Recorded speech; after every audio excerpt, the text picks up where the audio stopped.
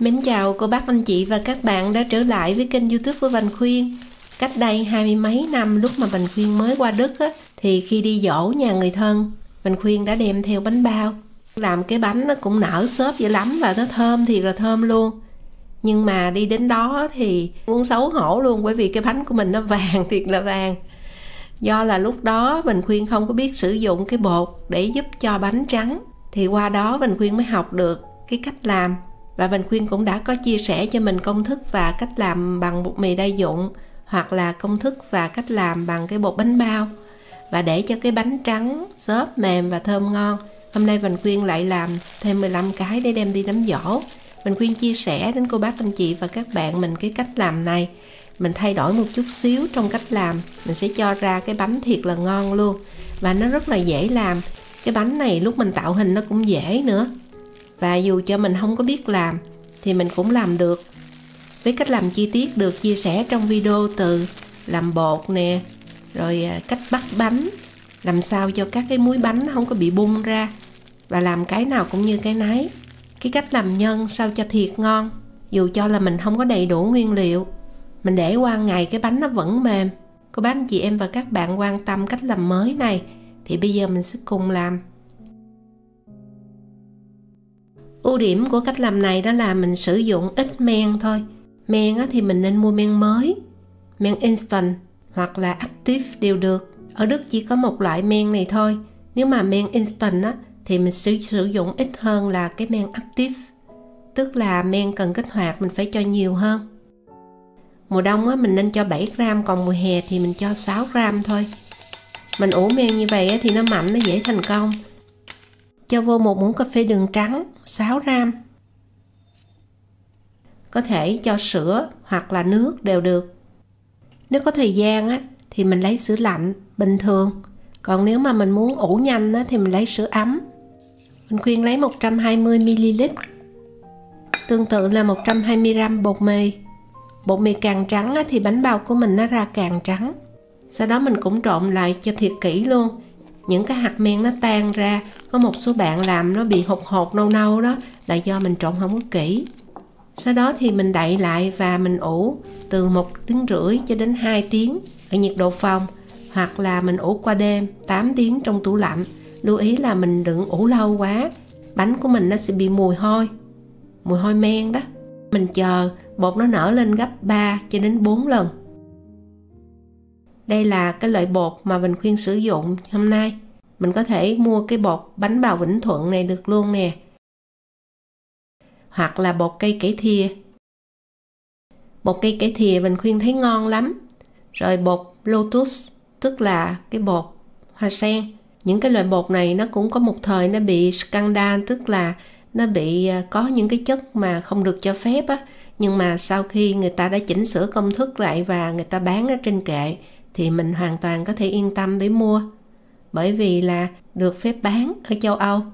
Châu Âu người ta khó lắm nếu không thôi là người ta sẽ bắt rút hàng lại, hoặc là dỡ khỏi kệ cấm bán. Hoặc không thôi thì mình cũng có thể sử dụng cái bột mì đa dụng, tức là instant meal. Cái bột này có hàm lượng protein là 10%. Bây giờ Vành Khuyên sẽ làm nhân. Có 10g nấm mèo, 10g nấm đông cô hay là nấm hương Nấm hương là cái nấm nhỏ hơn là nấm đông cô. Sau đó mình ngâm nước ấm khoảng 25 phút cho đến 30 phút. Ở đây là 420g thịt nạc vai gái, tức là cái thịt nạc có nạc có mỡ. Hoặc không thôi mình lấy thịt nạc thì mình phải cần cho thêm thịt mỡ. Ở bên ngoài người ta cho tỷ lệ 1:1, tức là 1 nạc 1 mỡ. Cho nên khi mình ăn cái bánh nó rất là không có bị khô nó juicy. Cái nhân của nó rất là juicy bởi vì có mỡ. Sau đó thì mình xay nhuyễn hoặc là mình bằm cho thiệt là nhuyễn luôn. Mình khuyên xay bằng máy cho nhanh.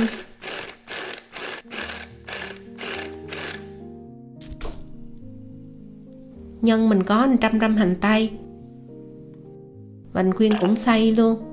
Nếu mà mình có củ sắn tức là củ đậu đó, mình cho nó cũng ngon và nó giống như cái hương vị ở bên Việt Nam. Còn ở nước ngoài thường là khó mua. Rồi ở đây mình có củ cải muối. Do nó có màu, thành thử mình ngâm 5 phút cái mình rửa thiệt là sạch. cho nó ra cái màu vàng. Trong lúc ngâm thì mình sẽ xay 60g hành tím, hoặc là bằm luôn cũng được. Xay xong nó như vậy. Rồi củ cải lúc này rửa sạch cũng xay luôn, mình xay nhuyễn ra, giống như Vành Khuyên ở đây. Nó là như vậy. Rồi nấm mèo cũng nở, mình rửa sạch cắt bỏ cuống, xay luôn, nhuyễn ra như vậy luôn. Tiếp theo là nấm đông cô, mình ngâm lâu hơn chút, bởi vì nó khó nở hơn, thì mình cũng xay cho nhuyễn giống vậy luôn. Củ su hào hoặc là củ sắn hay là củ đậu, mình lấy 60g, cắt sợi sợi như vậy, khoảng 4mm. Sau đó mình luộc, trong đây mình cho một chút xíu muối, như vậy á, để nó khử cái mùi của củ su hào này. Sau đó thì mình sẽ vắt ráo, rồi mình sẽ bằm nhỏ ra. Mình khuyên nghĩ là 3-4mm là vừa, nó giống như vậy nè. Với củ sắn thì mình cũng làm giống tương tự, nhưng củ sắn mình nấu nhanh hơn. Mình có ở đây 2 gốc hành trắng, khoảng 40-50g, vài cọng ngò rí hoặc là cần tây, mình bằm nhỏ mình cho vào đây luôn. Và không thể nào thiếu lạp xưởng, 2 cây. Video công thức và cách làm lạp xưởng hôm trước Vành Khuyên đã có chia sẻ, cô bác anh chị em và các bạn coi lại. Rồi mình cắt nhỏ nhỏ ra, một phần mình chỉ cắt lát ra thôi, để chút mình cho vô bánh. Bây giờ mình cho vô chảo muỗng canh rưỡi dầu ăn, hoặc là 2 muỗng canh để mình xào. Đầu tiên là mình cho hành tím, xào lửa trung bình và chỉ xào nhanh thôi, không cần lâu lắm. Như vậy mình cho nấm vô. Nấm đông cô mình cho trước, mình đảo qua vài bận như vậy nè. Rồi mình cho củ cải muối. Củ cải muối này nó có cái vị mặn ngọt, nó không có mặn lắm. Rồi mình cho nấm mèo vô cũng đảo luôn, xào lên cho thơm. Xong rồi mình sẽ hạ nhỏ lửa xuống. Lúc này mình sẽ cho hành tây vô, cũng đảo nhanh qua, không cần phải đảo lâu, chủ yếu là mình cho nó bớt cái nước đi và nó thơm chút xíu thôi. Rồi mình cho hành lá, lạp xưởng mình cho vô luôn. Những cái miếng lớn mình chừa lại lúc mình gói bánh mình mới cho vô. Sau đó tắt lửa và chờ nguội. Mình khuyên cho ra dĩa cho nó nhanh nguội. Còn ở đây là 1 muỗng canh hành tím với một chút hành tây, mình sẽ đảo đều với thịt cho nó thơm. Mình có trứng cút thì mình đi luộc, hoặc là không có mình cho trứng gà. Sau khi phần nhân nguội rồi á, lúc này mình cho vô trong đây chung với thịt. Nhớ là thịt nguội mình mới cho vô, để không thôi thịt nó chín nó bị sát. Nêm vô 1 muỗng cà phê rưỡi bột nêm gà, 1 muỗng canh đường cát, mình múc hơi lân một xíu, nửa hoặc là 1/4 muỗng cà phê bột ngọt nếu như nhà có ăn. Và đây là cái sốt xá xíu nếu mình có. Sốt này mình mua ở tiệm Á Châu đó, còn không có thì mình sẽ pha theo tỷ lệ Vành Khuyên có ghi ở bên dưới phần mô tả video. Và pha xong thì mình cũng lấy 1 muỗng canh luôn. Rồi muỗng canh dầu hào, cái hiệu con gấu, 1/4 muỗng cà phê nước tương. Rồi cho tiêu xay nhiều xíu. Nếu mà có dầu mè thì mình cho vô, còn không có thì khỏi cho. Mình cho khoảng 2 muỗng cà phê, nhưng mà Vành Khuyên không có cho. Sau đó thì mình trộn thiệt là kỹ luôn. Rồi mình sẽ đậy kín để mình cho vào trong tủ lạnh. Khoảng 2 tiếng thì mình lấy 530g bột mì, mình cho vô cối, hoặc là mình nhồi bằng tay cũng được nữa. Cho vào đây 100g đường, tùy theo mình ăn ngọt nhiều mình cho nhiều. Cái bánh này nó phải ngọt mới ngon. Rồi muỗng cà phê muối khoảng 7g. Đây là bột nổi baking powder, lưu ý là bột nổi chứ không phải là muối nở. Bởi vì trong muối nở là cái bánh nó sẽ bị nâu đó. Một số bạn gặp trường hợp này, do đó nhớ là bột nổi. 1 muỗng cà phê baking powder. 1 cái lồng trắng trứng 40g, nếu không ăn thì mình cho sữa tươi để thế. 1 muỗng canh nước cốt chanh 15ml. Nước cốt chanh nó giúp cho cái bột nó nở tốt thì bánh của mình nó sẽ trắng. 240ml sữa tươi. Và Vành Khuyên luôn luôn sử dụng sữa tươi không đường. Men lúc này nó đã nở như vậy. Cô bác anh chị em và các bạn thấy nó nở như vậy là được nè. Khi mà nó nở tốt mình thấy nó có những cái bong bóng. Và cách này nó giúp cho bánh thơm lắm. Mỡ heo hoặc không có thì mình sẽ lấy dầu ăn, mà mình chọn cái dầu nào mà có cái màu trắng á. mình khuyên đi làm cho nó chảy ra. Ví dụ như cái dầu này nó trắng mình sử dụng được luôn. Để mình cân lấy 30g. Cho vô máy mình nhồi ở tốc độ chậm cho nó lẹ nè. Khoảng 10 phút. Máy có 10 số, mình khuyên để số 2 hoặc là số 2,5. Mình nhồi cho đến khi nào mình thấy ban đầu nó kết dính lại hết nè.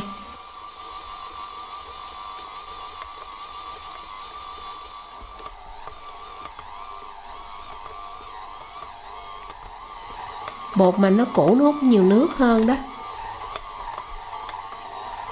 Cho xíu dầu ăn ra mặt bàn.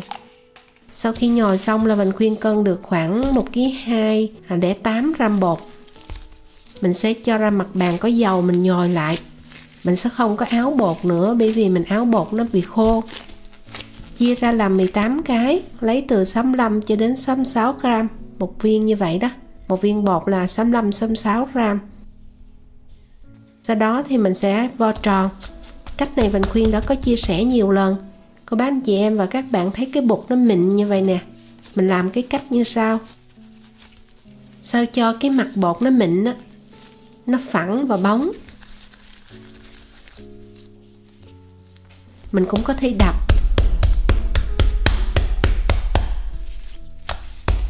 Rồi sau đó mình cuộn lại, mình gấp lại đó.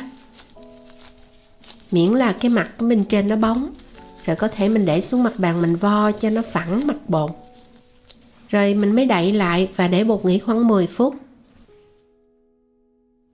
Nhân mình chia 46g cho đến 48g.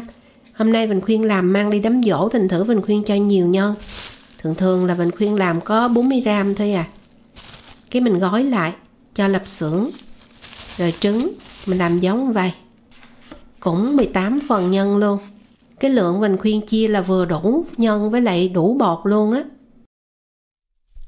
Sau khi bột nghỉ khoảng 10 phút á, thì viên bột nào vo tròn trước. Bây giờ mình sẽ đi cán bột tạo hình trước. Mình có thể rắc bột áo hoặc là thoa dầu. Sau đó cái mặt bóng mình để xuống, cái mình mới cán ra. Tùy theo cái tình trạng cái viên bột của mình. Bởi vì bột cũ nó hút nước á, thì mình thoa dầu. Còn bột mới nó không hút nước bằng á, thì mình cho bột. Miễn sao là bên dưới nó phẳng, thiệt là phẳng thì chút bánh bao của mình nó đẹp.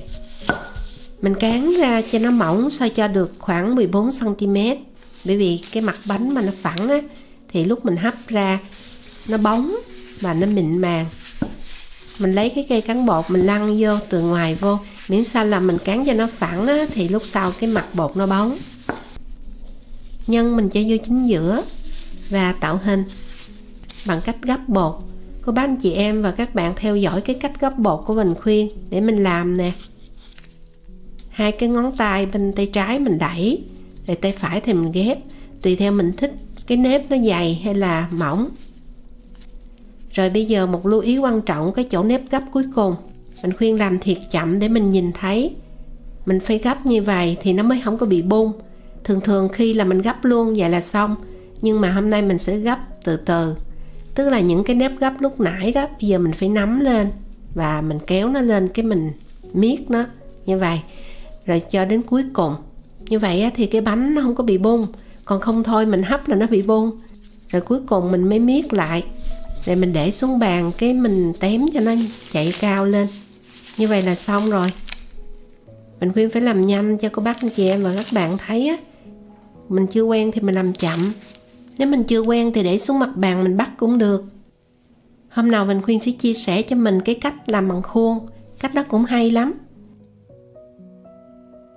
Xong rồi mình sẽ đậy lại và ủ cho nó nở gấp 2. Mình để cái khăn hơi ẩm như vậy nè, cho nở gấp 2. Và để xác định cái độ nở của bột á, thì mình lấy cái tay mình ấn vô. Mà mình thấy nó phồng ra chậm á, thì vừa vừa được. Còn nếu mà mình ấn vô mà mình thấy nó phồng ra nhanh, có nghĩa là bột chưa đạt. Còn nếu mình ấn vô mà mình thấy nó lõm vô luôn, tức là bột đã ủ quá giờ. Nếu mà bột ủ quá giờ thì khi mình hấp bánh nó sẽ bị xẹp. Còn nếu như bột chưa nở đủ thì cái bánh của mình nó nở cũng nhỏ nữa. Như vậy nè là được, tức là nó phải nở chậm chậm ra. Nó phồng chậm chậm ra đó. Nếu mà mình không xác định được thời gian ủ bột thì mình làm bánh không có nở. Và khi không nở thì bánh không có trắng. Bánh nó phải nở tột đỉnh thì nó sẽ trắng. Cái nào mình bắt bánh trước thì đi hấp trước.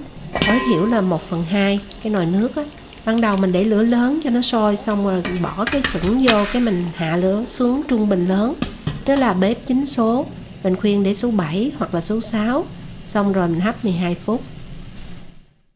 Sau khi đủ thời gian mình sẽ tắt lửa và mở nắp ra, xả cái hơi nước này. Cái nắp của Vành Khuyên nó vòng lên như vậy thì nước nó không có vô mặt bánh. Mình mở nắp xả hơi xong rồi thì mình sẽ đóng nắp lại và mình để trong nồi thêm 2 phút nữa. Và nhớ nhấc cái nồi ra khỏi bếp. Rồi bánh của mình thơm lừng luôn và trắng nõn nà luôn. Bởi vì cái thời gian ủ bột đúng.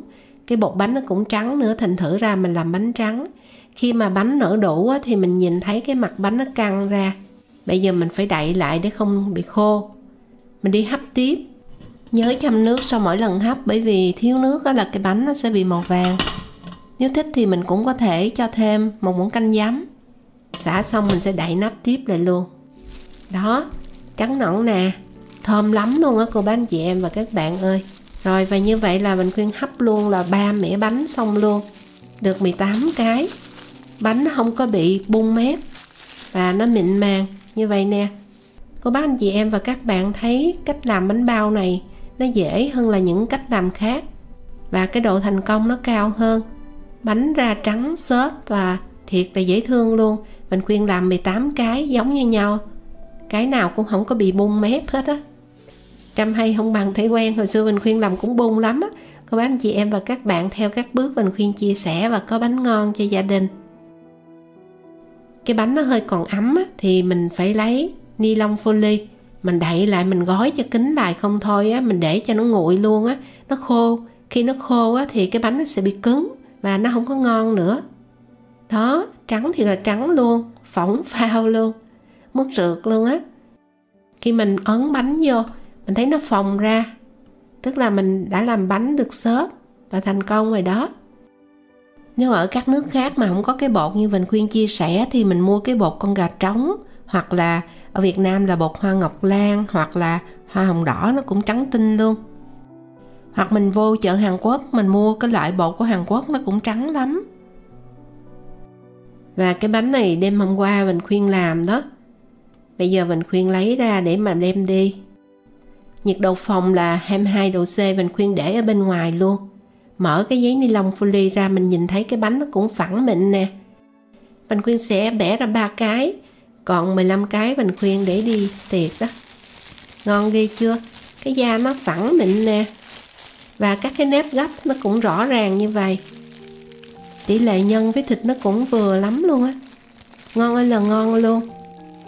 Mình khuyên nghĩ là không có khó làm nếu mà mình theo các bước kỹ, coi kỹ video từ đầu đến cuối để thành công. Mà nếu như có thắc mắc gì chưa hiểu thì có thể viết bình luận bên dưới. Và không có sử dụng nhiều bột nổi cũng như là không có sử dụng nhiều men, do đó bánh nó rất thơm. Mình chúc cô bác anh chị và các bạn cùng làm bánh thành công nè. Nếu thích video của Vành Khuyên chia sẻ, cô bác anh chị và các bạn đừng quên bấm like, chia sẻ cho nhiều người cùng xem và đón xem video vào các ngày thứ 3, thứ 6 hàng tuần. Thỉnh thoảng thứ 5, chủ nhật có thời gian Vành Khuyên sẽ chia sẻ nhiều hơn. Chào tạm biệt và hẹn gặp lại.